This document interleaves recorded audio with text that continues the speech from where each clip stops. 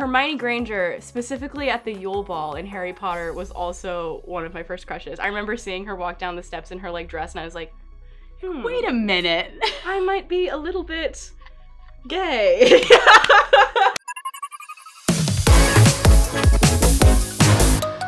Hey friends, it's your girl Emily Curl back in our iHeartRadio studio. Today we're hanging out with mxmtoon. Let's give it up! Thank you.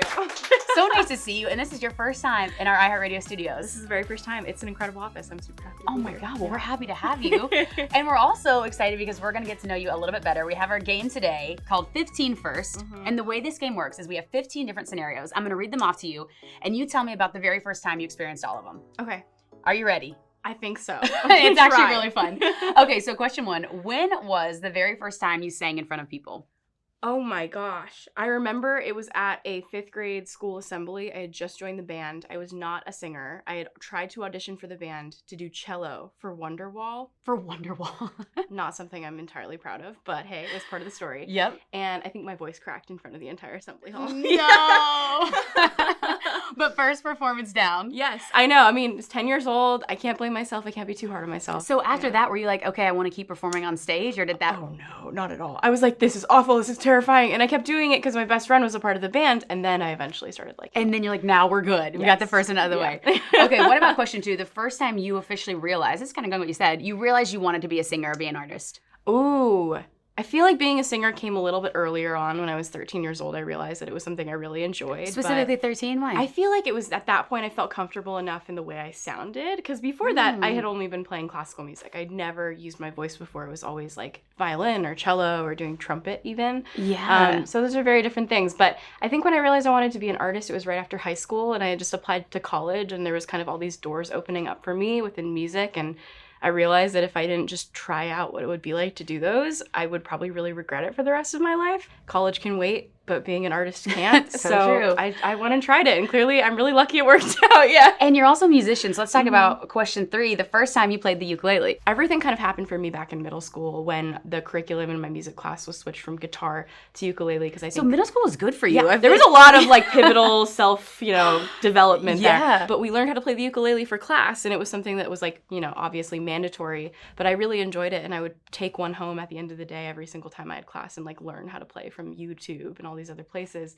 and cover all the songs I liked, and I just kept doing it. What was the first song you learned? Was it Somewhere Over the Rainbow? I feel like that's always what I associate. That was one of them. It was Riptide by Vance Joy, which is like another good also one. basically the Wonderwall equivalent of the ukulele. Yeah. The Wonderwall equivalent. Yeah. That's so good. Okay, let's talk about your name for a second. Question 4, the first time you went by mxmtoon. It's an interesting name. It is. It's a weird one. Still learning how to teach people to say it properly. I'm so glad that I didn't have to teach you how to do it. We got you. But I started using it in like 6th grade when again, pivotal middle school development, I made an Instagram page to post my cartoons, and that's why mxmtoon has tune in it. It was originally an artist project and not just a music project. And my dad helped me come up with the username because I thought that maybe cartoons would be the reason that I would blow up online. It wasn't. Oh, that's so interesting. Yeah. Were you like, okay, well now I'll just make this my artist name? I think it was kind of largely just like a content creation avenue for me to like post videos, to post cartoons, to post songs, to post literally anything, to play video games under even. Yeah. But I kept using it, and I guess it just naturally turned into what it is now. And then you have fans that develop through it, so it's like it works. Yeah, I guess so. I mean, I was just doing my thing online. Yeah. Well, speaking of posting online, question number 5, tell me about the first music EP you ever released.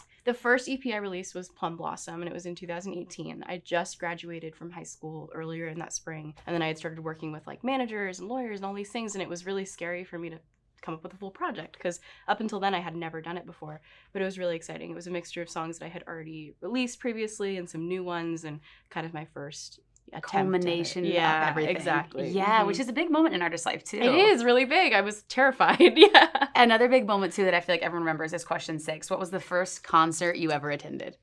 Black Keys at Oracle Arena in Oakland, California. Oh my God, that's a good one. I know. I mean, it's embarrassing I learned how to play Wonderwall first, but it's not embarrassing that I went to a Black Keys concert first. And their new album is so good, Wild Child. I know. I've been a fan of them for a while, so I mean, I was over the moon that I like can say that proudly. Yeah, that's a good first one. Okay, what about question 7? What was your very first job?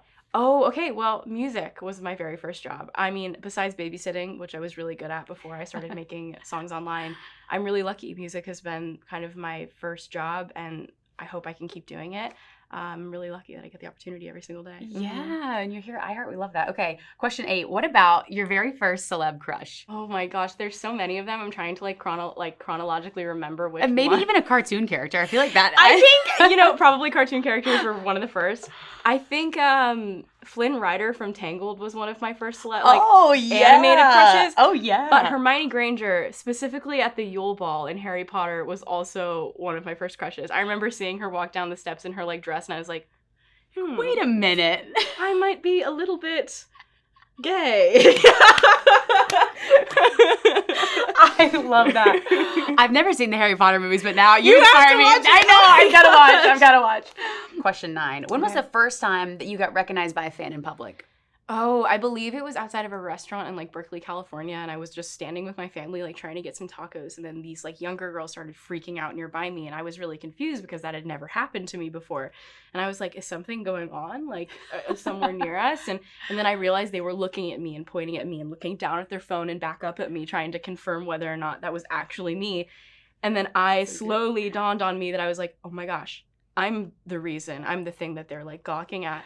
And they were so sweet. I'm so Did you thankful. say hi at that point? I did. It's me? I was like, I've never done this before. Hi, it's nice to meet you. But it was really strange. Okay, so this is actually, I feel like in every artist's career, you're always going to have some ups and downs. Tell me about question 10, the first time you ever felt imposter syndrome or ever had any doubts. Oh my God, so early on, I probably can't even recall the very first moment of time. I think even before music, it's so easy for young women to feel like they're not necessarily supposed to be in certain spaces. And especially within the music industry, it's such a male-dominated field. It's such a white field as well. Yeah. And so for me to be a queer Asian American woman, it was really scary to think about potentially putting myself into a space that maybe my voice wasn't going to be heard or respected or seen. But I think, realizing the lack of representation that I had growing up made it even more urgent for me to try and pursue something like that. So I still have days where I feel like maybe I'm not supposed to be here, but I'm thankful I am, and I know that I can help inspire other people to also feel like they are worthy of being in occupying spaces as well. Mm-hmm. Damn, that's good. Thank you. So good. And okay, so on the opposite of that, question 11, tell me about the time you got your first real artist paycheck, where you're like, okay, this is actually happening for me. Okay, I do remember this very vividly in my mind. I think I had just started posting things on DSPs, and I got my monthly royalty check or whatever. And it was $500. And I remember telling my grandma, and she was like, so you're doing this music thing, how's that working out? And I was like, well, I just got paid. And she was like, how much did you get paid? And I was like, $500. And she goes, wow, you should really invest that. And I did. I started investing at that point. And she was always a big proponent of saving. Yeah, no, it was great. But I was so proud of myself. I had never had a conversation with her before about investing and having money and all these things. And she was over the moon as a proud Chinese grandma. Yeah. Oh my God, that makes me so happy. Okay, what about question 12? Let's go into the performing aspect. When was the first time you did something funny or embarrassing on stage? Oh gosh. This was not necessarily a performance for mxmtoon, but both of my parents were teachers, and I went to help out with a presentation that they wanted to do at a school assembly about social media. And I sang a couple songs and let them know kind of what my story was and how I became a musician online. And I think I panically did the default dance from Fortnite in front of 500 elementary age kids. Wait, and what is that? I don't play. What is that dance? Can you show us? I don't remember it now, but it's I can do the music kind of do do do do do do do do do do do do. And I did it in front of the entire school, and they were all there was kindergartners going absolutely crazy for it. I was really proud of myself. I think Did other people recognize what it was from? Were they of course. Oh my gosh, these are kids that only play Fortnite. And I was like, I need to appeal to the audience that is right in front of me. You were probably the coolest speaker they ever had at I was school. so proud. I was like, that's the hardest audience. It's 5-year-olds. That's so true. Oh, that's good. What about question 13? The first time you met one of your heroes? I think I didn't realize she would become one of my heroes until later on, but I met Zendaya on a really weird day where she is from Oakland, California, and she knows a bunch of people that I know from there too, and she came to visit one day at my school, and I just didn't recognize that she was going to be such a big person in my life that I look to for inspiration and kind of her story and everything. So there's a photo of me somewhere in a group of kids kind of just standing there a few kids away from Zendaya, and I had no idea. And then a few years passed, and I'm like, oh my God, she's so cool, and I totally blew that opportunity to say hi to her and actually get to know her a little bit. But I think that was one of my first encounters. The best part about that is when you do meet Zendaya again, you can be like, look at this photo of us. I will actually be too mortified. I'll be the original photo. Crazy. Yeah. What about question 14, the first time that you splurged on a big purchase for yourself? Oh my goodness. I think the first big purchase I splurged on was probably a gaming PC. Like, it's a very strange thing, but I grew up with my dad, like, finding kind of like spare parts to make a computer that my brother and I could play video games on. And so, like, it was a really big moment for me to be able to, like, I'm going to buy myself this thing that, like, I have been wanting for ages and I haven't been able to.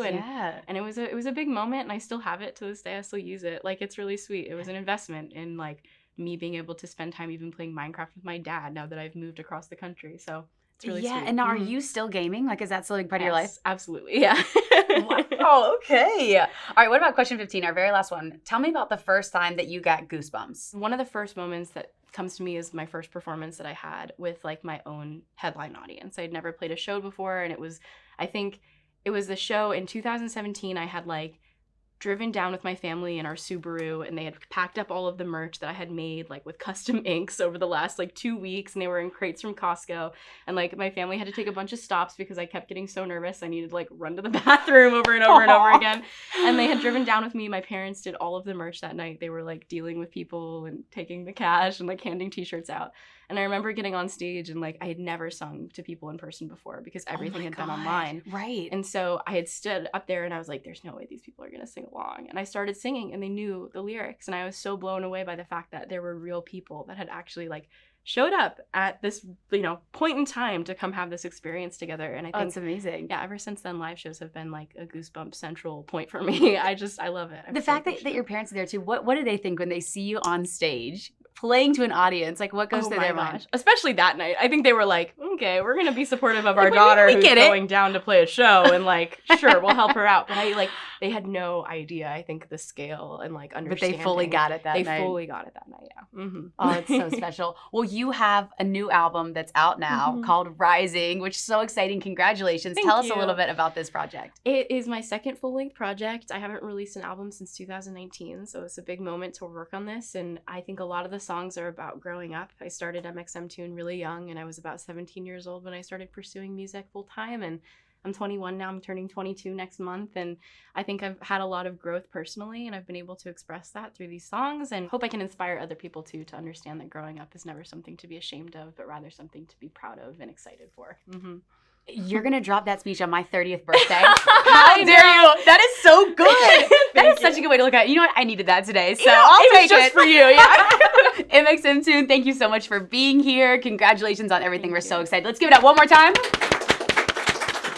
And of course, thank you all for watching. Make sure you stream the new album, Rising. It's out now on iHeartRadio. And we'll see you next time. Bye, guys. Bye. Hey guys, thanks so much for watching. Did you like that video? You can check out more over here. And don't forget to subscribe to iHeart right here. And if you're already a longtime fan, make sure you ring the bell down below so you don't miss a single video. Bye guys.